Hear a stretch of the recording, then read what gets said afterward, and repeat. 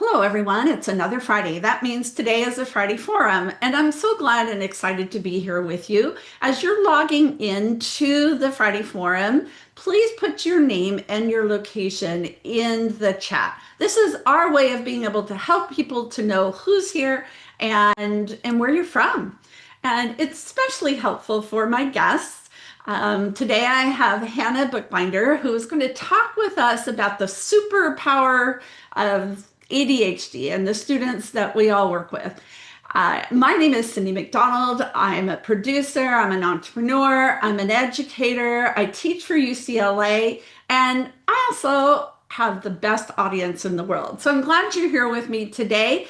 And we have a lot of opportunities and fun talking about things that are important to us, subjects that are either in education or in business that can help us better serve the families that we serve. So thank you for everybody being here today. And Hannah, thank you for being here too. My pleasure. It's great to be with all of you. So as people are logging in and as you can see where everybody is coming from, tell us a little bit about yourself and what your background is. So, I own a private practice called Academic Ally, which is located in suburban Philadelphia.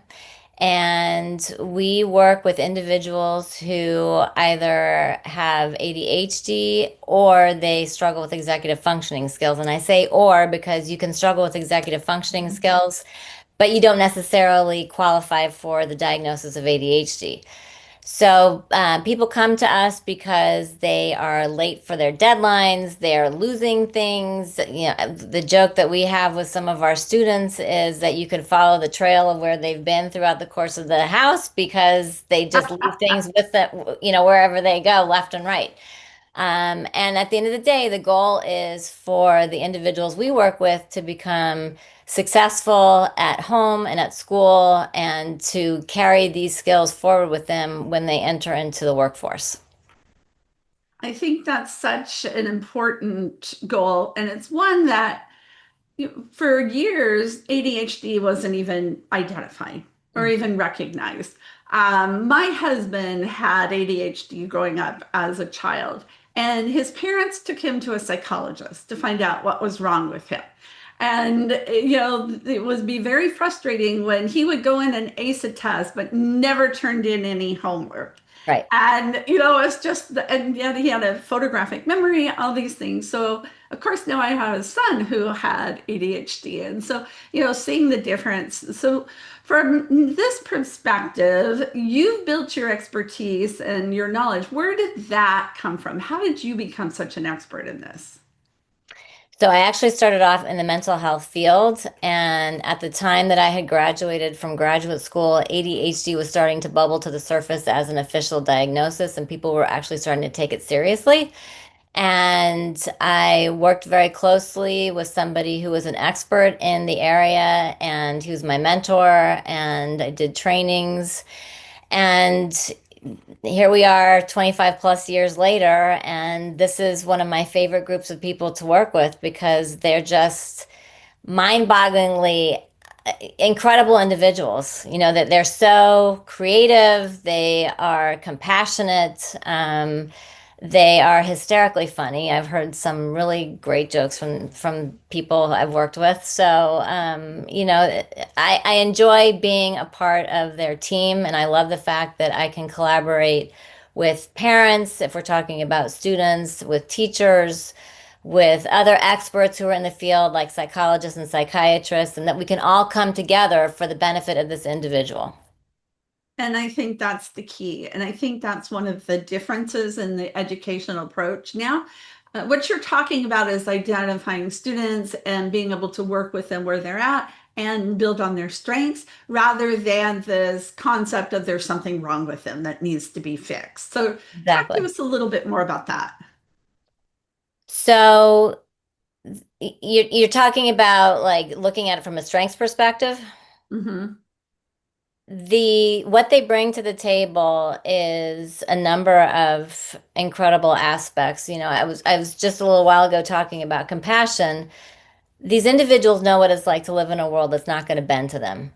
They know that they're going to have to figure things out on their own, and then many of them have had to be very scrappy. So anytime they see somebody who is different, whether it's because they also are neurodivergent or they have diabetes or they have to wear glasses or whatever, these are some of the people who will reach out first to other people just to let them know, I understand, a little bit about what you're going through, even if it's something completely different. They're also exceptionally resilient. They get knocked down and they keep getting back up again. They know how to creatively troubleshoot. It might be sort of outside of the box, but they're figuring it out, whatever works for them. And we talk about that in my office all the time. It doesn't have to be something that is necessarily specific to what the teacher or the coach or whatever is asking of you. If it is going to work for you and you're going to get to the same finish line, then go for it. Mhm. They're determined. They're not going to quit. They are also extremely, they have the ability to focus, which surprises a lot of people. If they find something that they're really passionate about, which many of them have a lot of passions, Mhm. they can lock and load and stay focused for hours on end, sometimes to the point where I've had parents call me and say he won't put his books down. Like he will not put his books down. He's reading, he's reading, he's reading, which is it's so amazing to hear because a lot of the times I'm hearing, they won't put their phones down. They won't put the whatever the screen thing is down. So they bring a lot to the table, and they're very, very smart as well. And that's part of what their frustration is because they know intellectually they're capable of achieving, but because of this difference that they have, there's such a disparity between their ability and what they actually are able to put out there.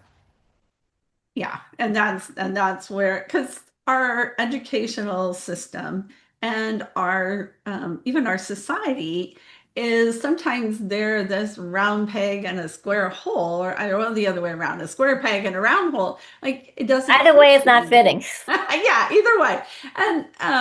And so I think as you're talking, it sounds like they have to have that creativity and that resilience and that determination in order to combat, not necessarily combat it, but to manage that and to really thrive and excel.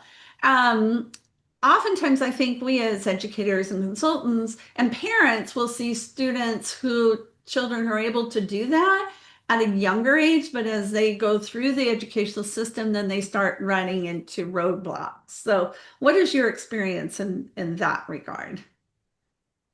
The roadblocks that they run into would include, they're always late for their handing in their assignments. They're losing their assignments. That sometimes they're not even aware of the fact that they have an assignment or an exam, and they come into class and the teachers say, "Okay, everybody put everything away.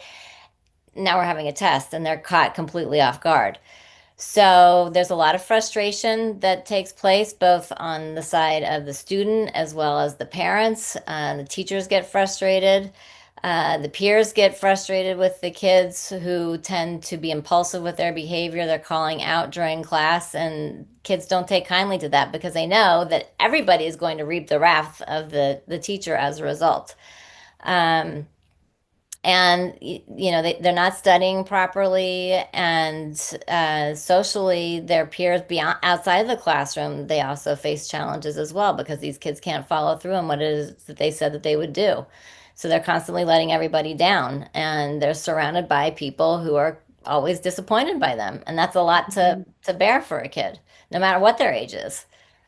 So, how do you help them refocus the students? We'll talk about students right now, and then to the parents to refocus on their strengths and what you like to call their superpowers. How does that work? So first I talk with them about what they see as their strengths because they are, a lot of them, extremely aware of what it is that they bring to the table. They just haven't had that opportunity to be able to sit back and relish in that because Mhm. they've been constantly dealing with this ongoing stream of disappointment and failure.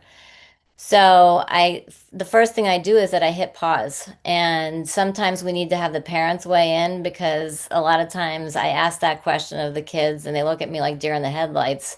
Some of them because they are, uncomfortable feeling as though they're bragging about themselves, Hmm. and Hmm. which I can understand, which is part of why, when they have to write those essays for college, they hide under the desks.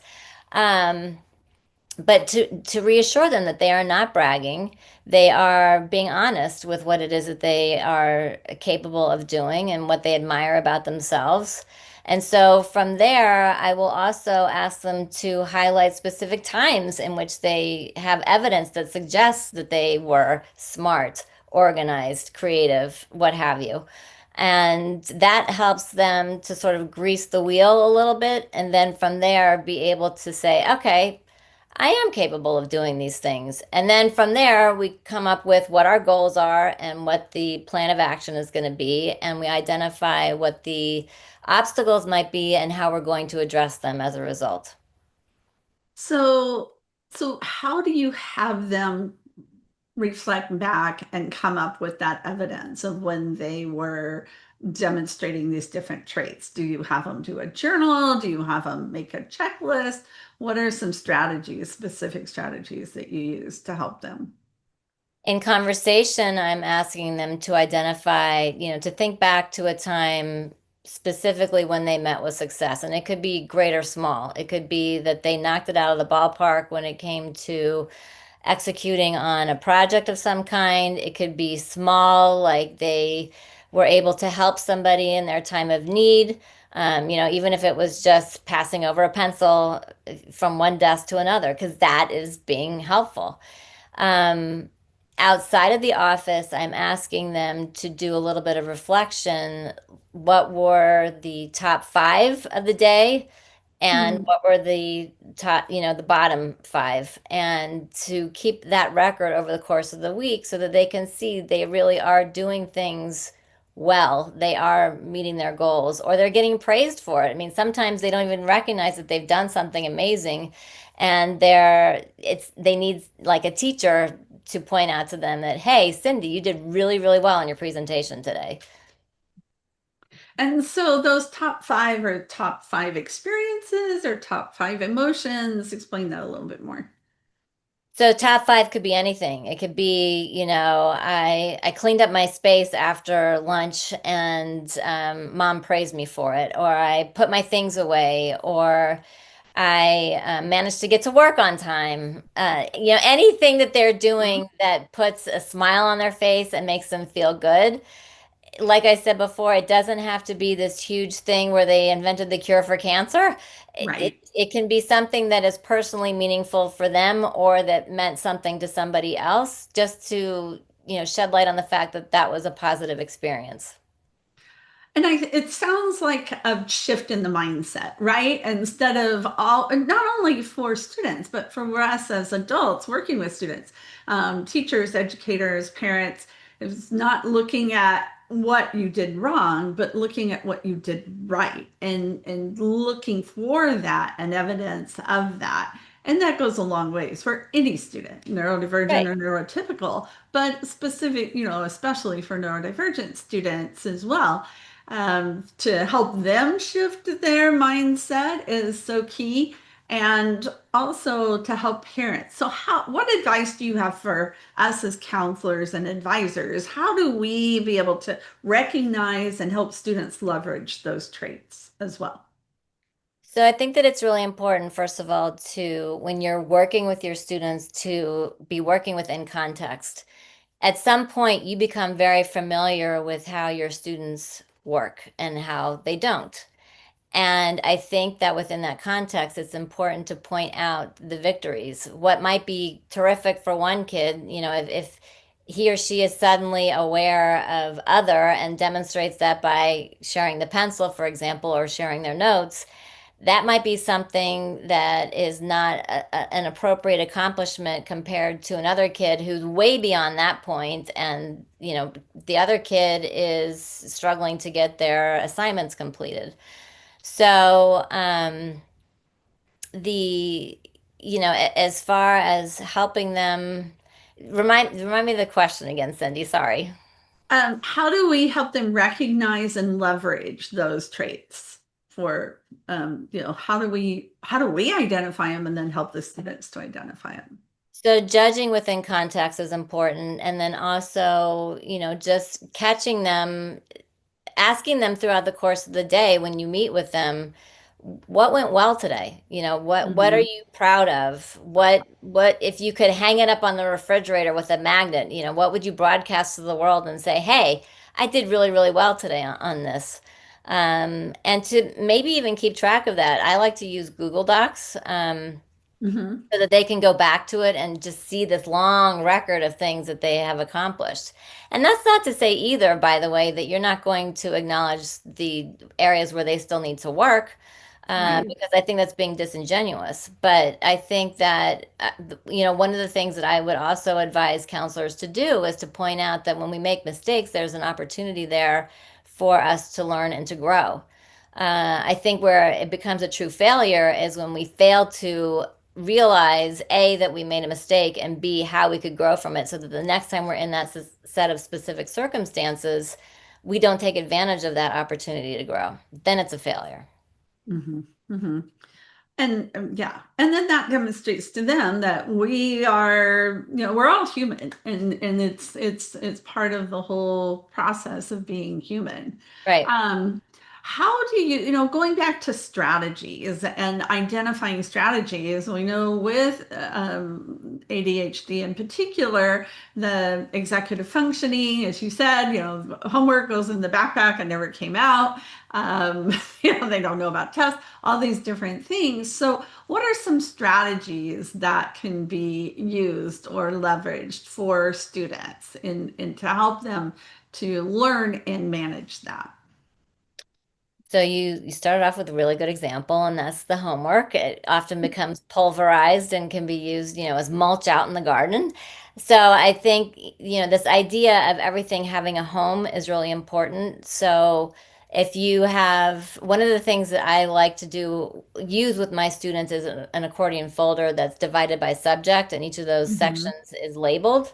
And in the front, I love having a shove spot. So whether they're using an accordion folder or they're using a binder, there needs to be, or even a separate two pocket folder, there needs to be a spot where the kid can shove their paper content and then bring it home. And then the first thing that they do when they start their homework is to unshove their shove spot, file everything appropriately, because teachers are notorious and professors are notorious for handing out that valuable piece of information right as the bell is ringing or right as Yep. everybody's leaving from Yep. the lecture. So having an organized shove spot, it doesn't even have to be organized, just stick the piece of paper into this location and then you know that it's there. You don't have to worry about losing it. When you get home, unpack it and put it into the appropriate spot. I think that doing using something like a slam dunk Sunday where you sit down every Sunday and you look ahead to see what's coming down the pipeline. What are my obligations? What are my appointments? Is there anything strange or weird going on? Like, do I have to go? My aunt Anne is getting married at the end of the week. Do I need to go to a rehearsal of some kind? And so therefore maybe I have to front load my work. Come Hmm. up with a strategized plan that will enable you to meet all of these goals and obligations that you have to complete. Check them off as you go.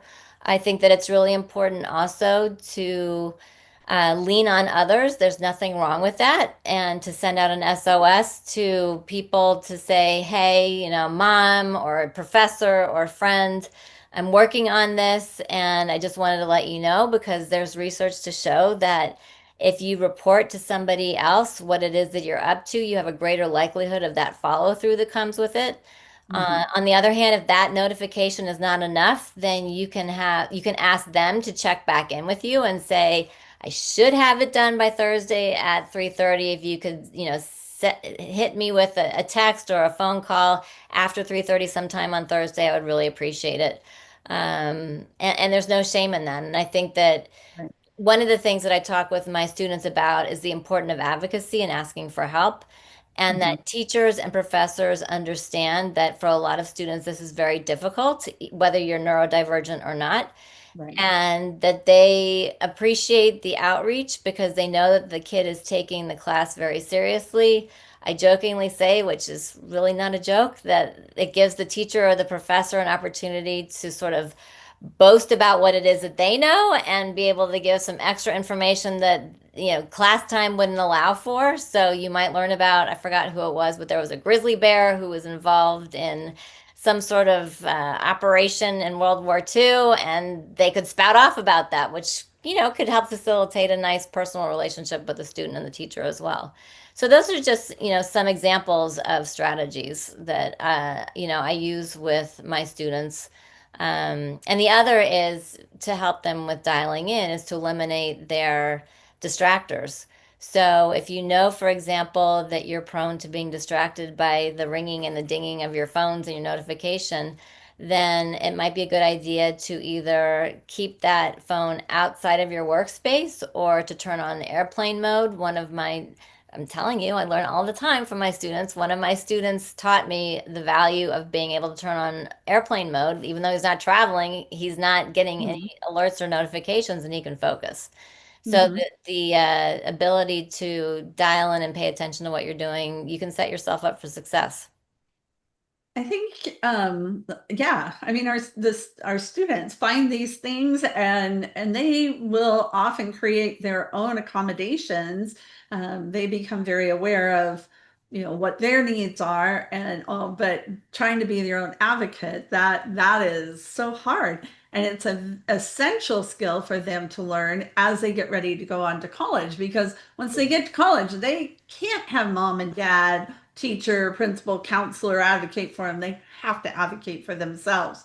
And we just did a Friday forum on that with directors from the University of Michigan Disability Office and Illinois Urbana, and we talked about that. So I'll link that in our show notes as well. But how young should this start, Hannah? I think that you can start as young as, kindergarten. There needs to be a system of organization. You could start organization as young as preschool. Everything has a home. So when you come in from preschool or from playing with your friends, your shoes go here, your sporting equipment goes in the garage in the ball bucket. From a parenting perspective, there's a lot of front loading when it comes to these things. Kids need to, and they thrive on having structure and predictability. So if Mhm. they know that there is a ball bucket and my basketball goes into the ball bucket, if they know that there's a shoe rack, the shoes go on the shoe rack, and it just becomes clockwork and it becomes routine. It's not to say that you are not going to have to adjust it every once in a while to accommodate, developmental milestones and responsibilities. They can even pitch in with caring for a pet because that's something that Mhm. requires routine and attention. And there's no reason why they can't learn how to walk the dog with an adult, depending on how old they are, Mhm. change the water, participate in feeding the pet. These are all things that can start at a very early age. Right, right. And that is very true. And so then it builds some habits and some mindsets that can continue forward. Um, One thing that in our experience, in my experience with my son who had ADHD, was when he was in elementary school, we would do the spelling test. You know how they have to do the spelling test and they have to write it down 5 times, and we would practice, practice, practice. And then when he came and did the test, it would go all out the window. I knew he knew the words because we had done them together. But then when he did the test, they wouldn't, he couldn't pass the test on a consistent basis. So I was able to bring in, went to a learning specialist, and we decided to throw out the whole write the words 5 times and just threw it out. And we did crosswords, we did hangman, I found some very early apps. So sometimes thinking outside the box, if you're a square peg in a round hole, then you got to go find that square pot thing that nobody else or the school may not provide to you. But if it helps you get the same outcome, then what difference does it Why make? not? Why Yeah. not? And you're going to save your child and you so much frustration and further a further toll on your relationship because the heat is going to be lowered, and your kid is also going to see that you're willing to recognize what they are all about, what their profile is, and that you're willing to meet them where they are so that they can start to be successful in their own right. And there are sometimes, situations, unfortunately, where the school is not going to meet the kid where they're at. And then you have to, decide, do you take it, do you escalate it? Do you talk to the learning support team? Do you take it to the principal? And unfortunately, there are some families who have to leave their school to go to one that's going to meet the kid where he or she is at. Yeah, yeah. And if you have other learning differences, a medical, like epilepsy or anything else, seizure, anything, diabetes, whatever the other compounding factor might be, then that really adds to the level of complexity of what needs to be done. Right. So, a lot of times in schools, well, let me ask this question. Do you need to have an IEP to get that kind of a team approach or a support? You don't have to get necessarily an IEP. You could also get a 504. It depends on what the school environment is. Private schools also create the equivalent to an individualized educational plan, but they don't call it an IEP. So you really have to have a good understanding of what it is that the protocol calls for in your child's school, and then follow that in order to make sure that your child is getting the accommodations that they need. And so, how can parents or counselors as advisor be proactive in that? So, when you recognize that your child is demonstrating repeated difficulty under certain circumstances or just across the board, I would encourage parents to reach out to the teacher and say, look, this is what I'm observing. Interestingly, I would also reach out to the teachers. The kids, a lot of times, do a very good job of what I call masking. They, put on a Mhm. good show, good performance in school, and then when they come home, they absolutely fall apart. And the kid that the teachers are seeing in school is very different from the kid that the parents are seeing at home. Yeah. And sometimes the teachers do not appreciate the fact that even though Frankie got all A's on the report card, they don't see the blood and the tears that are dripping from those A's on that report card. And Right. so it really requires a partnership to take place between the parents and the teaching staff to figure out what is going to be the best direction for this kid. And then from there to figure out what are the appropriate accommodations. Because what works for one child is not necessarily going to work for another. And even if they don't necessarily need to have those accommodations on a regular basis, at Mhm. least the kid has them and they can use them whenever they need them. And Mhm. that's one thing that I also point out for the kids who are going to college. You may not always want to have somebody taking notes for you, and you can take your own notes, but it's really helpful to know that you can access somebody else's notes, whether it's a fellow student or it's a professor. It's helpful to know that those are there in the event that you have an off day and you just totally spaced out when the professor was lecturing about something. You can fall back on that. Mhm. And we're going to come back to that. I think that's another really good uh, nice to have a list and have this in your back pocket sort Right. of if you need it.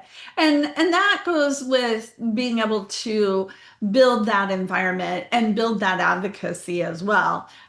We always would at the beginning of the year I'd have a student study team meeting, and we'd Hmm. go over with the new teachers and the counselor and the vice principal, okay, here's what you need to be aware of, and this is, and we always, my son was there too as part of this meeting. There wasn't all the adults talking about him, Right. but here's what my needs are, and trying to just give an opportunity to start the year off in the right foot so that there was an awareness, because they do. I mean, when we first had my son diagnosed, the teacher's like, why are you doing this? Well, he does fine. And then Right. after he came and we started, he actually started him on some medication at that time. They came out, oh, now we see the difference. Right? He could do things, math problems and stuff that before it would get him done, but it took forever. And then he could just do them like that. And they're like, oh, now we get it. Right, But they were, exactly. yeah, they were questioning me as a parent. I was like, why are you worried about this? He's just normal young man. Well, I know what he's capable of, and we know what we're going through at home. So, Yeah. um, And I would not ignore mother's intuition. Parents know their kids and dads too. Parents really understand their kids 9 times out of 10. And I wouldn't ignore that. And I would place a lot of value and listen in on what it is that they're telling you about their kid. So when parents are vetting you as a counselor, I think that it's really important for you to hear their insights. And granted, sometimes they're a little overboard, but I think that it also helps, particularly if you're working with older students. I always like to have an intake with the student present because then you get a 360-degree perspective. And you mhm. can start to fill in the gaps and you can start to see, what the dynamic is here. Oh, absolutely. Absolutely.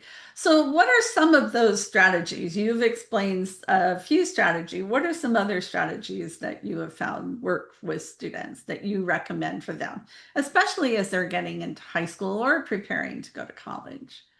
I think especially as kids are older, they are very self-aware. They know what works and what doesn't work for them. So I make use of the metaphor of or an analogy of a video game. A lot of our students know how to play video games, and Yeah. this is the video game of education and success. So how are you going to outsmart yourself? You are the player, and your ADHD or your neurodivergence is the competitor here.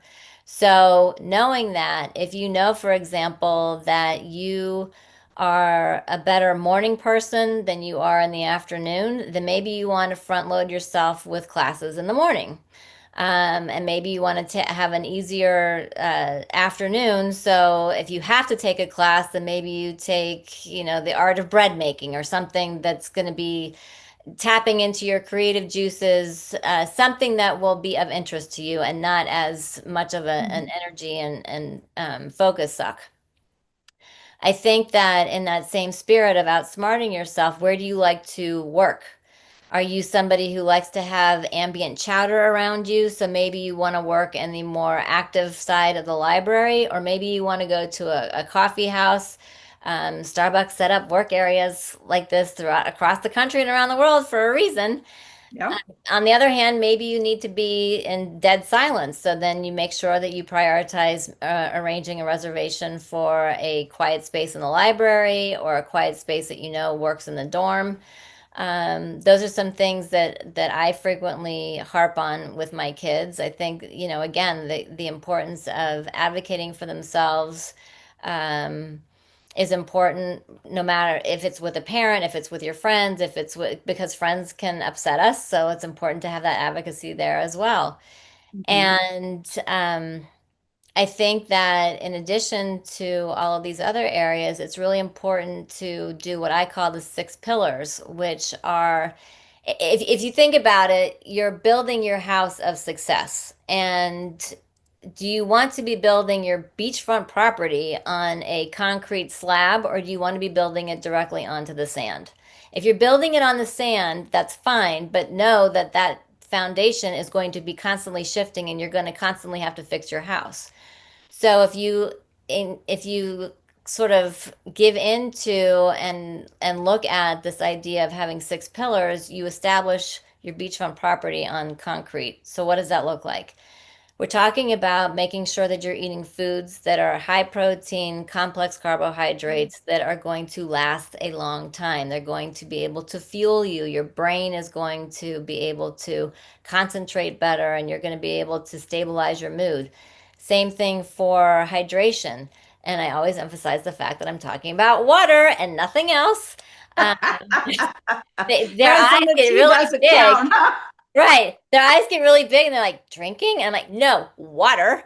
So, making sure that they're having at least 90 ounces of water a day is important, and you can spread that out throughout the course of the day. And there are all kinds of water vessels that you can get now. Where I know that there's one on the market. It's massive and it's not too strong either. Where you have demarcations on the side of it as to when you should be drinking so much by what period of time. Oh, Um, mhm.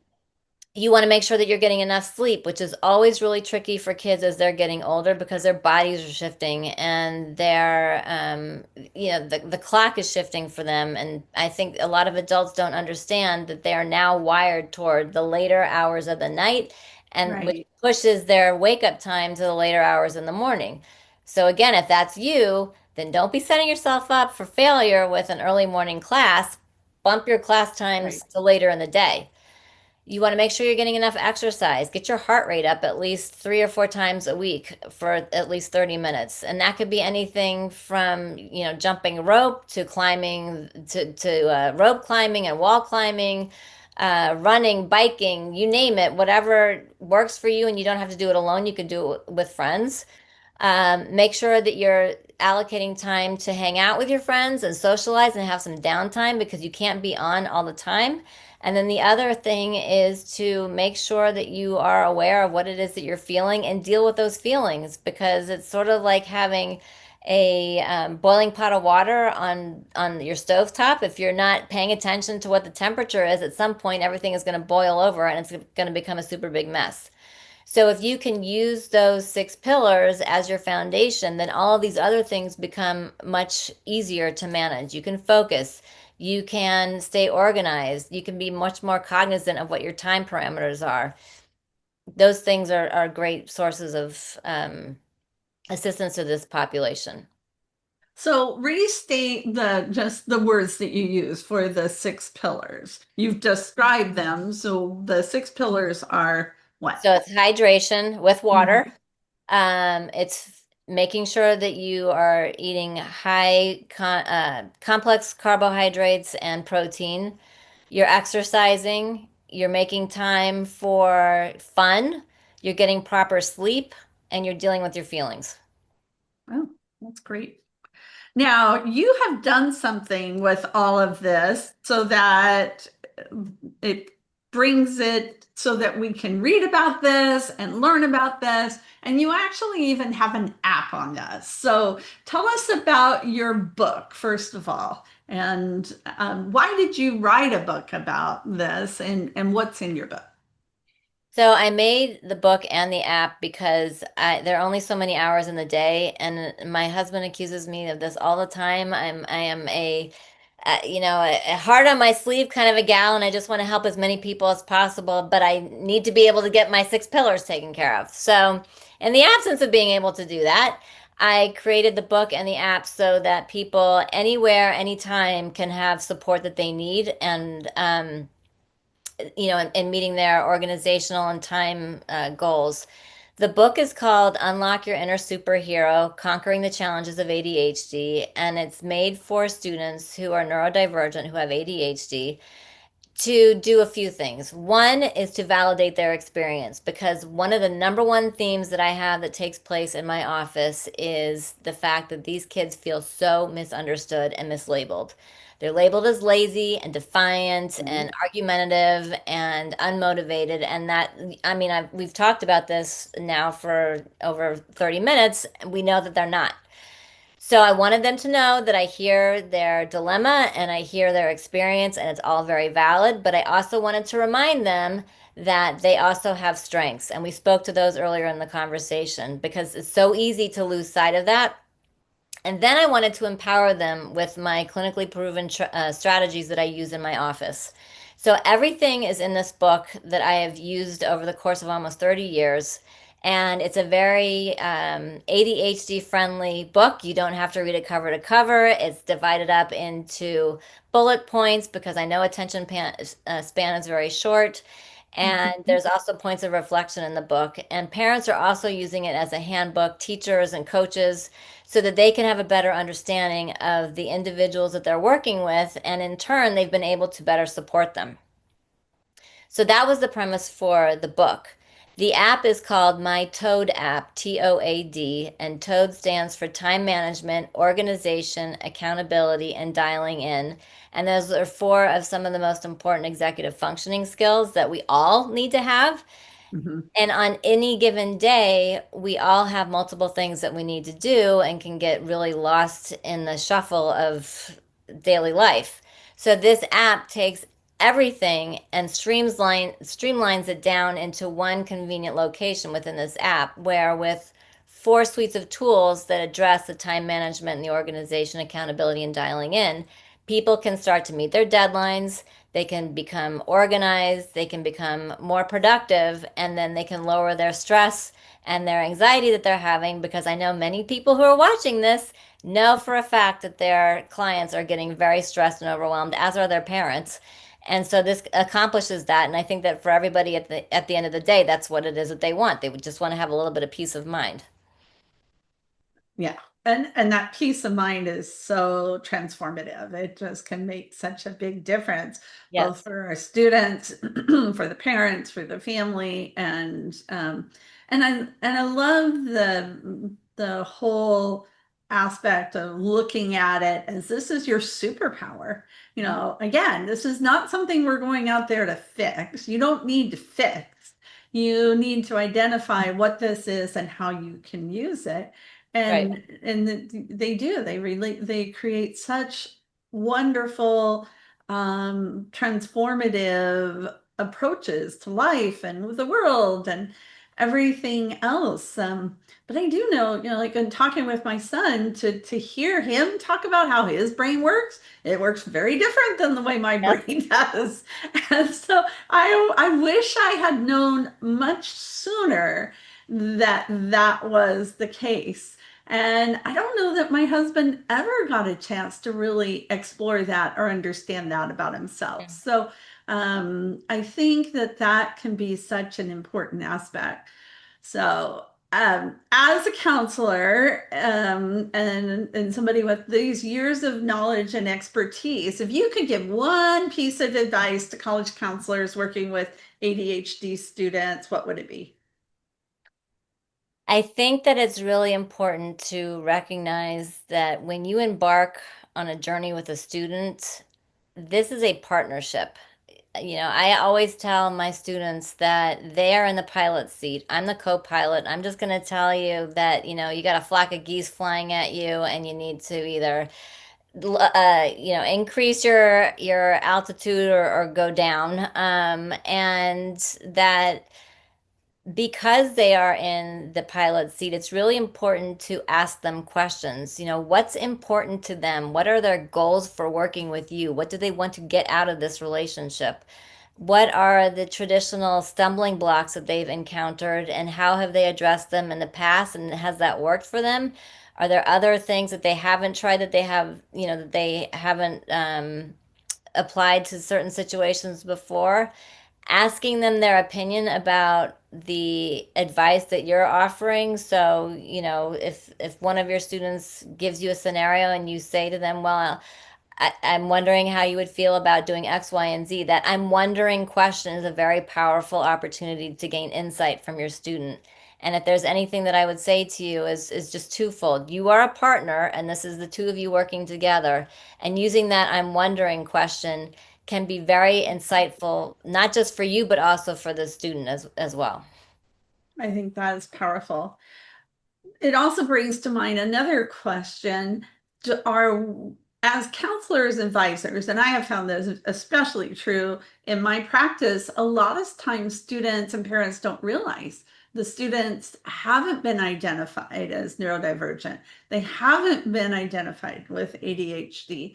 So when you're meeting with a student or parent and these things are coming up, how do you handle that where they aren't even aware? What are the steps that you should take as a counselor advisor in that regard? I kind of, it depends on the family, but in general, I tend to open the conversation with the parents to say, has anybody ever talked to you about the possibility that so and so might have ADHD? And to also say, unless you are, to say, I'm not an ADHD expert, but I've been watching your son, daughter, child. And in the course of my work with them, I've come to be aware of a few things that I wanted to bring to your attention. It's hard to maintain their focus. They're very disorganized. They're always late for our appointments. They talk about how they miss deadlines. Those tells that are typically symptomatic of ADHD, and to encourage them, to maybe they want to investigate it, they can consult with a psychologist to see if they could get evaluated, or if they're, still in school, that the school district could support an evaluation to have that done. You never want to claim to be an expert unless you are. And Mhm. to acknowledge for them, if there are tears or whatever, that to acknowledge that this can be a very upsetting thing to hear, that there's something, gone amiss with your child, because, as far as we're all concerned, our children are perfect. But unfortunately, none of us gets away with a scot-free dance card. We all have something that we have to carry with us, and that, you'll be there to support the child, and you just wanted to open up that conversation with them, and see. And it's shocking to me, because sometimes parents have said, yes, I have long suspected that. And I'm thinking to myself, it might have been helpful if you had told me that at the beginning of this conversation. But, there's a level of shame that's involved, there's a level of fear that's involved. And so it's all very understandable as to why they might not have told you what their suspicions were. Yeah, yeah. That is very, very true. And I think because I see that a lot. I've had that happen a lot because we're not in an area where neurodivergence is really recognized, Right. or still has a stigma. And so oftentimes I'll bring it up with parents. Have you noticed that your child doesn't turn things in, that X, Y? Yeah, we just thought, and then those labels come out. We thought they Right. were not focused, we thought they were lazy, they weren't trying hard enough. Like, no, there's other reasons. And sometimes they're very relieved to hear that there are reasons behind this. And Yes. Lucinda just asked the question, like literally as I was asking you this. So it is definitely something that we all run into. And she says, how does an IEC help a family if a family thinks there is an issue? I don't want to overstep. So I think Yeah. we've addressed that. Is there anything else you would say? Like she's recognizing that the family says they think their junior has ADHD. Right. Sometimes they're not even that far. And I've had a lot of families who had no idea. They don't know Right. anything about, and they're not in the education space. So I'm Right. an educator. I can recognize that. But if you're running equipment or doing other things, you don't know that those are things to be aware of. Right. This So is just how their kid is. And mhm. I would say that, I think that you mentioned the word lazy, and I don't subscribe to that. 99% of the time, I think that there's a reason why the kid is lazy. They don't like the teacher, they don't like the subject. The class is right after lunch, it's later in the day, and as opposed to how they're performing earlier in the morning. There's something that's going on, physically with them as far as their health is concerned. There was something stressful that happened in the course of their life. There's something going on at home that's stressful, or they're neurodivergent. And so there's any number Right. of reasons why this kid is not plugging in and meeting with success. So to slap a label of lazy on there, I think is usually inappropriate. Mhm. And or it could also be that they're so exceptionally bright, and because of their inability to follow through on these executive functioning skills, they don't perform up to their capabilities, so they're put down they're put in classes that are beneath their ability, and they get Yep. bored, Yep. so they're not Yep. going to engage. Yep. So all of these factors are possible explanations for why this kid is not doing what it is that they need to do, and that mystery has to be solved. True, true. And it takes time and it takes patience and it takes that team approach as well. But 100%. sometimes you can be, as a college advisor, kind of the spark that ignites that exploration. And Right. as you said, it can be any number of things, and we can't diagnose that. But you can reach out to people who can, whether, the school districts. I mean, here in the US, the school districts are required, you can request a testing and they are required. I have found in my experience that takes a long time. Sometimes the testing is not as thorough as it needs to be. So when families have the resources to get private testing, oftentimes is more, it's a speedier answer, but still, that's what the school, I mean, I worked as a school counselor and we would get those requests and things like that. So, Yeah, um, they have 60 school days to respond to that request, but that request has to be in writing. yeah, yep. And, I think both from an ethical and support perspective, but also from a marketing perspective, it would behoove the college counselors to kind of align themselves with psychologists who are in their community so that they can Mhm. sort of refer back Mhm. and forth to each other because Yep. it's a great source of support for the families, but it's also a great support for your business as well. Yeah. Yeah. And absolutely, because the psychologists will get students in, they'll run them through their evaluation, say, okay, here's what you are. Right. Now you need support, and they can refer them to you, and vice versa. And that's exactly what I was able to develop. Usually, parents would have to go to their primary physician, get a referral in order to go have the testing. I have a psychologist who knows my work, knows that I know what I'm doing. And if I tell this family, go talk to this psychologist, she Right. waives all that and they can just go right in and get the testing done. So Yeah. that makes a big help.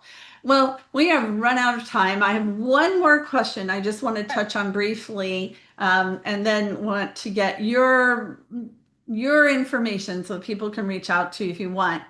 As we're talking about these things, what we haven't talked about is the cultural aspect. Because, here in the US, there's a lot more awareness, but I know as an instructor in the UCLA program, other cultures are not as accepting or haven't built as much awareness of neurodivergency, especially ADHD.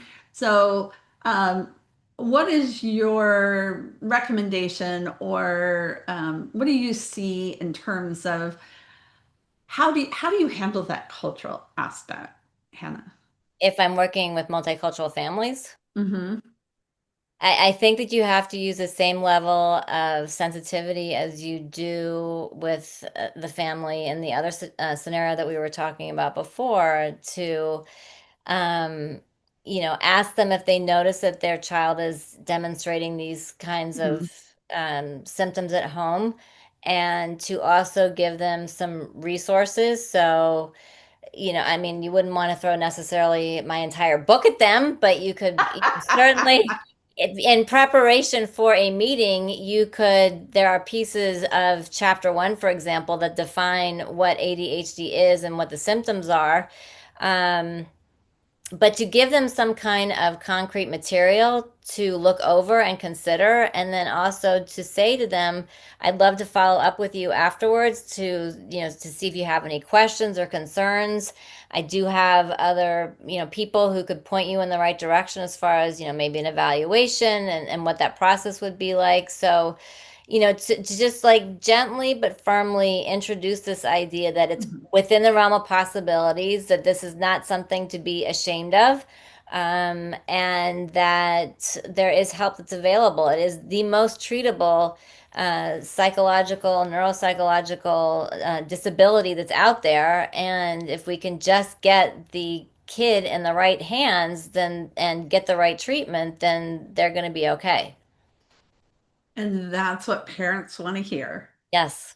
Yes. That's what the students want to believe. Right. And that's what we as college advisors want to provide, is give Right. them that Have that that hope peace of and that, mind. yeah. that peace of mind. Absolutely. Hannah, thank you so much for being here today. How And my can somebody pleasure. get a hold of you? So you can email me at Hannah, which is HANNAH, at academically.com. That's the word academic, followed by the hyphen sign, and then ally is ALLY.com. You can go to the website for our app and our book information. It's www.mytoad, TOAD, app.com. App is APP. And we have all kinds of information about executive functioning skills there, and it's a whole wonderful resource for anybody who's interested. Oh, that's great. And if I'm going to share kind of what's coming up in the next few weeks, if you could type your email into the chat, then everybody will have it. And I'll put it in the show notes as well. So Perfect. thank you very much. This concludes our webinar for today. I hope I've learned a lot and it's been very affirming. So Hannah, thank you for being here and sharing your knowledge and your Thank you. expertise. We are going to be back next week. I have Harlan Cohen. He's going to come and he's going to talk about your best first year. Transition is another thing I'm very passionate about. I think it's something we really need to include in our work as college advisors. I know you do work with college students. There's the whole realm of executive functioning skills. EF coaching has really grown in the college space, and I think that's exciting. So he's going to come talk about that. And then in October, we are going to have a part one, part two focused on AI. So Jeffrey Neal, who is a counselor at Graded in Sao Paulo, Brazil, is going to walk through a whole AI literacy for adults. And then we're going to have a second part, AI literacy for students. And in between, Betsy Ellsworth is going to join me and hopefully a panel. She's working on that. And we're going to talk about strategic enrollment management. And this is another kind of that hidden, she described it as the iceberg. What we see is just a little portion on the top. The strategic enrollment management is the whole portion of the iceberg underneath. So that'll round out the September and October. So thank you very much, Hannah, again. And thank you everyone for being here today. It's always great to have you. I have the best audience in the world. So You do. watch for the email, watch for the show notes. Hannah has given me tons of resources, so we'll be able to share all of those as well.